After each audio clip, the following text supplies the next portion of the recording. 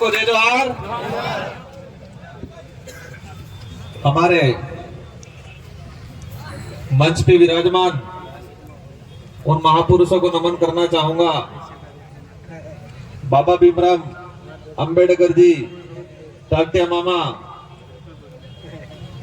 बिरसा मुंडा, इन महापुरुषों को नमन, जिन महापुरुषों की वजह से आज ये लोकतांत्रिक व्यवस्था के तहत ये जो चुनाव हो रहा है और आज हम विधायक बने हैं और सांसद चुनाव लड़के आए हैं, ये अवसर देने वाले ये महापुरुष हैं। ये महापुरुष नहीं होते, हो सकता है ये देश आजाद नहीं होता, और देश आजाद नहीं होता तो संविधान लागू नहीं होता, लोकतांत्रिक व्यवस्था नहीं होती, और लोकतांत्रिक व्यवस्था नहीं होती तो हर 5 साल में चुनाव नहीं होते। तो पुनः इन महापुरुषों को नमन। साथ ही हमारे मंच पे विराजमान यहाँ के स्थानीय विधायक महोदय, यहाँ के आपके सांसद प्रत्याशी, हमारे राजस्थान से आई हुई हमारी टीम, बांसवाड़ा, प्रतापगढ़, डूंगरपुर के सारे साथीगण, हमारी महिला विंग, हमारे माइनॉरिटी के भाई, एससी समुदाय के भाई, हमारे सरपंच साहब भाई केशु जी एवं समस्त पदाधिकारी गण, हमारे बिल प्रदेश विद्यार्थी मोर्चा के प्रदेश संयोजक, सभी मंच पे विराजमान जो इस क्षेत्र का नेतृत्व करता है, आप सब इन सब पे आशा लगा के बैठे हो कि इस क्षेत्र का, इस समाज का आने वाले भविष्य का कुछ अच्छा करेंगे। इन सारे नेतृत्वकर्ताओं को मेरी ओर से ये लोकसभा चुनाव का जो अग्रिम बधाई देना चाहूंगा। इस पांडाल में विराजमान माताएं, बहनें, बड़े बुजुर्ग, युवा साथी, शायद भारत देश के अंदर ये इलाका ऐसा होगा, या ये सभा ऐसी होगी, ये पार्टी ऐसी होगी कि तपती धूप में, कड़ी धूप में, कहीं फ्रीज कूलर नहीं लगा है, तपती धूप में लोग बैठे हैं, जनता आराम से सुन रही है। ये शायद कहीं बड़ी सभाओं में, बड़ी पार्टियों में ऐसा नहीं होता होगा। ये हमारे लिए, आपके लिए उपलब्धि है। बड़ी पार्टियों में देखते हैं बड़ा टेंट लगता है, बड़ा एसी कूलर लगते हैं, और इसके बावजूद भी जगह खाली रह जाती है, लोग नहीं बैठते। और यहां पर कोई ज्यादा व्यवस्था नहीं है, हल्की सी छाया है, धूप है, इसके बावजूद भी हमारे बड़ा बुजुर्गों से लगा के हमारी माता बहनें, युवा साथी सब सुन रहे हैं। आज मेरा इस कार्यक्रम में, इस लोकसभा चुनाव के दौरान पहला कार्यक्रम है, लेकिन यह जरूर कहूंगा, मध्य प्रदेश वालों ने आज आमंत्रित किया है, मैं आया हूं, यहां पहला कदम रखा है। इस चुनाव में भी आज का दिन मेहनत करेंगे जी जान से, और अपन सब मिलकर बालू सिंह जी को जिताएंगे।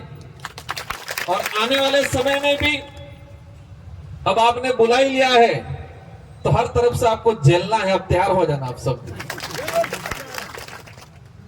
क्योंकि मध्य प्रदेश इस भारत के मध्य में, इस भारत के मध्य में मध्य प्रदेश, और मध्य प्रदेश के लिए, आदिवासी समाज के लिए 47 सीटें रिजर्व है संविधान में।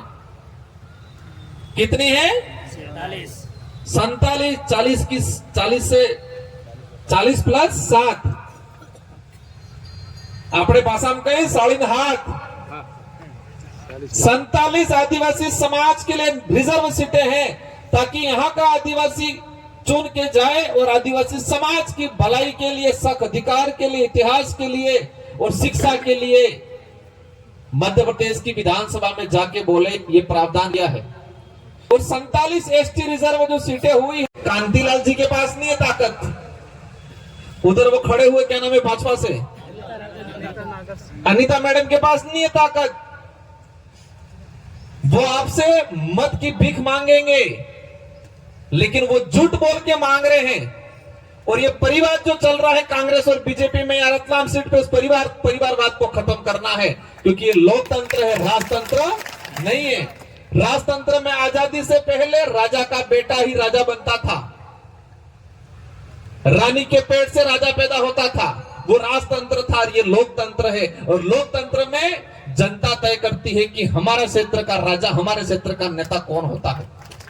तो इस बार कांग्रेस और बीजेपी के नेताओं को एहसास करा देना है कि लोकतंत्र है, राजतंत्र नहीं है। तुम्हारे घर में ही बार बार बारी बारी से टिकट देते रहो। पत्नी को एमपी की दे दी, पति एमएलए मंत्री, पिता सरपंच सुनने में आया है, इधर फिर बेटा एमएलए, खुद एमपी।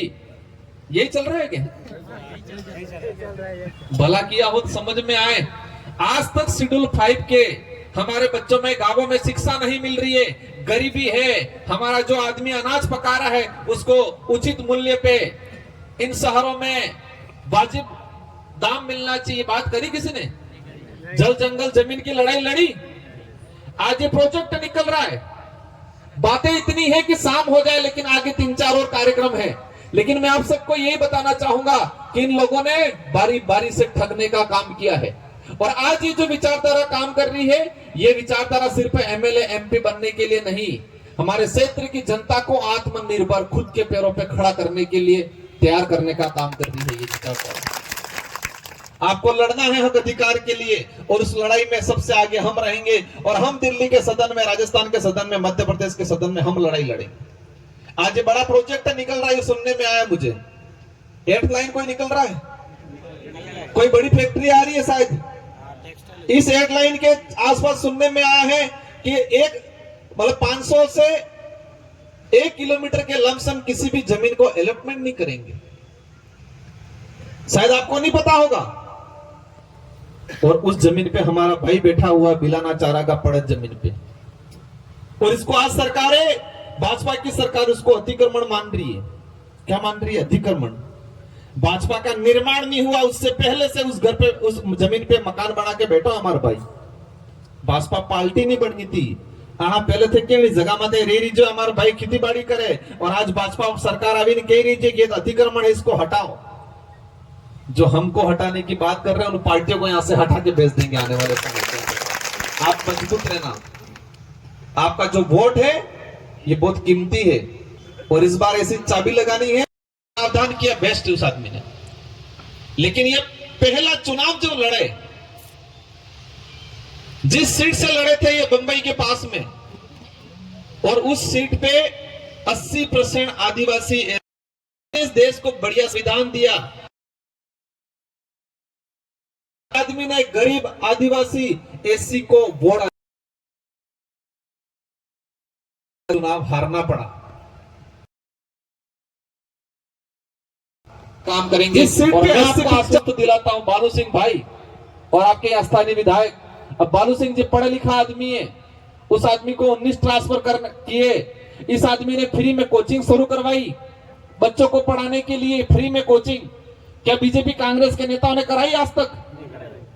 वो तो सिर्फ चुनाव में दारू और पैसा बांटने का काम करेंगे। अब आपको तय करना है कि आपके भविष्य की लड़ाई बालू सिंह जी लड़ेंगे और वो लड़ेंगे। वो खुद की लड़ाई लड़ रहे हैं, उनकी पार्टी की लड़ाई लड़ रहे हैं, ये समाज की लड़ाई लड़ रहे हैं, आने वाली पीढ़ी की लड़ाई लड़ रहे हैं। प्रत्येक वर्ग, हर वर्ग का गरीब आदमी जो मानवता में विश्वास करता है, उन सब की लड़ाई लड़ने का काम करेंगे। इन्हीं शब्दों के साथ आप सबको धन्यवाद, आभार, जय जोहार। एक और नारा लगा देंगे, जीतेगा भाई जीतेगा, जीतेगा भाई जीतेगा, बालू सिंह जीतेगा। एक तीर एक कमान, आदिवासी एक समान, एक तीर एक कमान, आदिवासी एक समान। आप सबको खूब खूब धन्यवाद। मुझे आशा और विश्वास है 2 दिन अपने रिश्तेदार, हग वाला सब जगह एक मुस्त अपनी लड़ाई है। बालू सिंह भाई अकेला नहीं, हम सब लड़ रहे हैं, ये सोच के काम करोगे। इन्हीं आशाओं के साथ आप सबको धन्यवाद, आभार, जय जोहार, जय भारत, जय बिल प्रदेश।